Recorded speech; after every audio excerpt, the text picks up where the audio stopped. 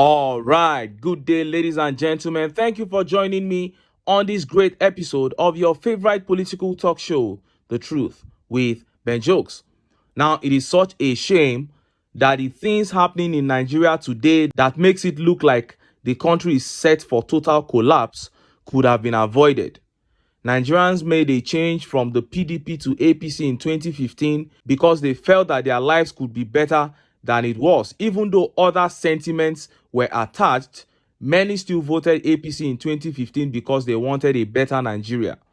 As soon as we saw that Nigeria was worse, as soon as we saw that APC were far more evil than the PDP, Nigerians should have unanimously chosen the Atiku and Peter Obi ticket of 2019. I believe they defeated Buhari though, but the margin was not wide enough, meaning the rejection of the APC was not unanimous enough. Therefore, INEC was able to manipulate, because I keep saying that if over 80% of the people reject APC, they won't be able to rig. And this same thing happened in 2023, only that time it was worse because APC had already made Nigeria the poverty capital of the world. Under the APC, youth unemployment had reached a record high. Inflation was at a record high. Insecurity became far worse than it was under the PDP. So no normal human being was supposed to even consider the APC in 2023. But all of a sudden, the APC began playing the ethnic and religious card. Long story made short, they bought their way into power. And here we are.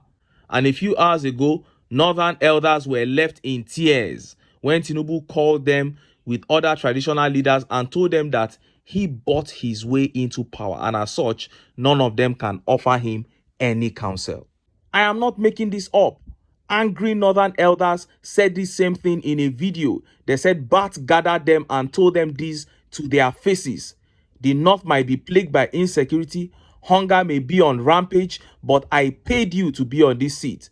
You watched me pay Yakub Mahmood and judiciary, so just shut up. You have no counsel to offer me. And Northern elders couldn't take it anymore, and they cried out in protest. Before I show you that video and reports and how Nigerians reacted, let me quickly show you this video. They can operate within. Look, there was a protest in Leeds a few days ago. Young people were getting angry. For some reason, young people are getting angry all over the world.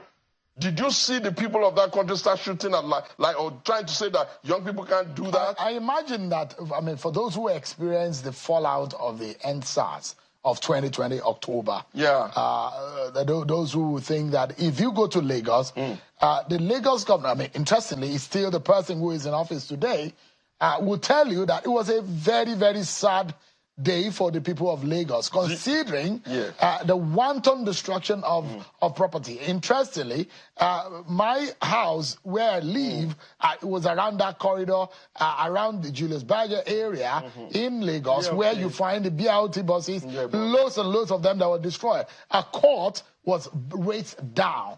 The only forensic laboratory in the whole of the region was also burned down. The question is that wouldn't you be one of those who will blame this government that they don't have foresight for being proactive? For the benefit of all of us who are members of this country and not only members and league people of the APC, let me educate you.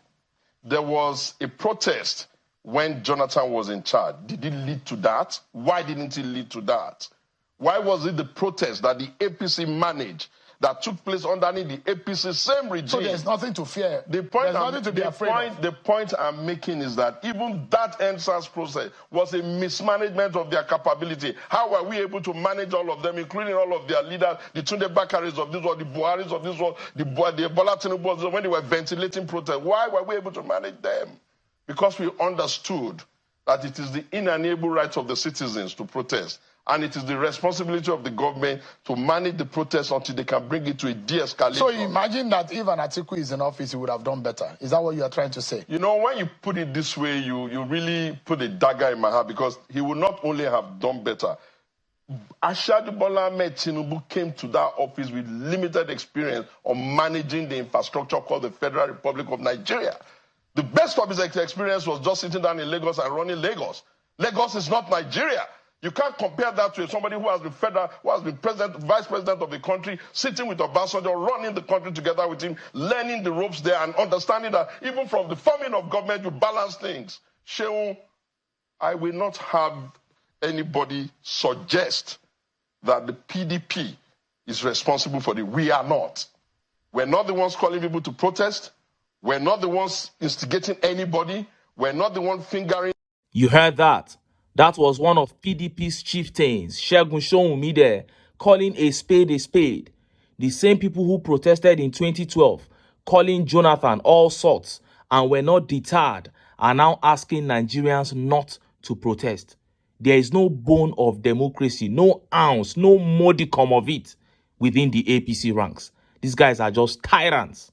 They were the ones who disrupted the NSAS protest with thugs and shooting, because they come and try to gaslight Nigerians saying protesters did this and that. We saw everything. We saw all that was happening. It was all peaceful. Celebrities were out making their demands peacefully.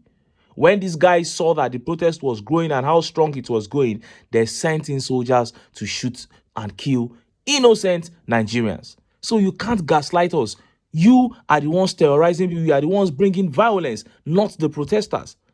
And I must reiterate that PDP is a far better party than the APC. Meanwhile, I remain an ardent supporter of Peter Obi, a supporter to the very last day. That's why I support Labour Party. It's not because I feel that Labour Party is special. If Obi lives there today, I'm out of that place. Point blank, period. Now, let us see that update where angry northern elders gathered themselves in a protest meeting. This was after a heated meeting with Tinubu where he told them that his money got him the presidency. Northern elders then reconvened in their own protest meetings, scolding one another for selling out to Tinubu in 2023. This is actually the video, but he spoke in Hausa, so I will just take the paper report. Look at how the papers reported it. Tinubu told traditional rulers he bought presidential seat with his money. Sheikh Bello Yabo. Sokoto-based Islamic cleric Sheikh Bello Yabo says Bola Tinubu disclosed to clerics and traditional rulers that he bought his way to the presidency. Tinubu has really impressed me. He invited all the traditional rulers from the north, west and east and told them bluntly that I bought this seat. I'm on with my money, Mr. Yabo said. He added, Tinubu has never impressed me like now for coming out to tell naked truth. Whoever pays the piper dictates the tune. Isn't Tinubu telling the truth? Mr. Yabo derided those who sold their votes during the 2023 presidential elections, adding that all they got in exchange for their votes had now been exhausted as they suffered the consequences of their decisions at the polls. You have eaten the spaghetti and macaroni you have been given to vote, and now it is finished. It is all over. So what next? Tinubu says he spent huge sums from the primary elections to the actual presidential election. It is all over now. Let us pray and wait for the next election in 2027. If you like, collect this money again and vote for him. And I assure you, you will remain in pain. That's all, Mr. Yabo said. Spokesperson for Tinubu, Ajuri Ngelale and Bayo Ononuga, could not be reached for the comments on the cleric's claim. While Mr. Ngelale's contact was unreachable, Mr. Ononuga answered calls twice and dropped them immediately. The cleric's remark comes a few days after Mr. Tinubu, at a meeting with clerics and traditional rulers across the country, said he funded and fought his election from his personal money and no cabal support. You heard that. Sokoto-based Islamic cleric Sheikh Bello there blasting other clerics and traditional rulers who sold out to the APC in 2023. And at this point, I think it is very obvious that the number of legitimate votes that Tinubu got in 2023 from northern Nigeria will reduce by 90% if he is able to remain in office to 2027 and he decides to run again. I can tell you confidently that there are APC members, northern APC members, following Tinubu up and down now who will work vehemently against him in 2027. This cleric here has openly told Nigerians that Tinubu openly told traditional rulers and clerics across the country that he bought his way to the top, and he is warning Nigerians not to repeat that mistake. And look at how Nigerians reacted. Look at some of the tweet reactions. This tweet here by Mars, he says, "This is a blow to the faces of those Agbadorians who in the last 1 year defended, stood on the mandate of their lord and personal thief. You couldn't make these up." That is it. You have defended and defended, used all manner of mathematics to prove that the win was legitimate. Now he himself is telling traditional rulers and clerics that he used his money. And Toby Akimbo here says, "Wow, so who is the owner of Nigeria he bought the CEO seat from? Truth will always come out. You can never hide the truth forever." And Omo Balufe of Ife says, "Well, he is right. We all know what happened on that election day." Yakub Mahmood had gone around the whole world saying he was going to transmit results from polling unit to the IREF. But on that day, he transmitted for only 2 of the elections and said there was a hitch for the transmission of the presidential election results. What a joke. And Oladiji Dada here says, "Do we even need an admission of that fact from Tinubu to know the truth? Of course, dude bought the election. As galling and despicable as that action is, it still is what it is. Elections are for sale to the highest bidder in Nigeria, and democratic principles are non-existent." What a heartbreaking truth. It's completely true, but it is heartbreaking. And as Nigerians, we must tell ourselves the truth without mincing words. As far as we run an electoral system where the citizens are not able to decide who leads them and be sure that this is the person they voted, we can never enjoy the dividends of democracy. Because people cannot come and use their own money, personal money, however it is they got the money, to get their way into power, and you expect them to do the biddings of the people. The reason you do the biddings of the people is because power belongs to the people. But when you are able to get power yourself, it means power does not belong to the people. So the people hold no bragging rights. The people have no voice. But power actually can belong to Nigerians if we unite.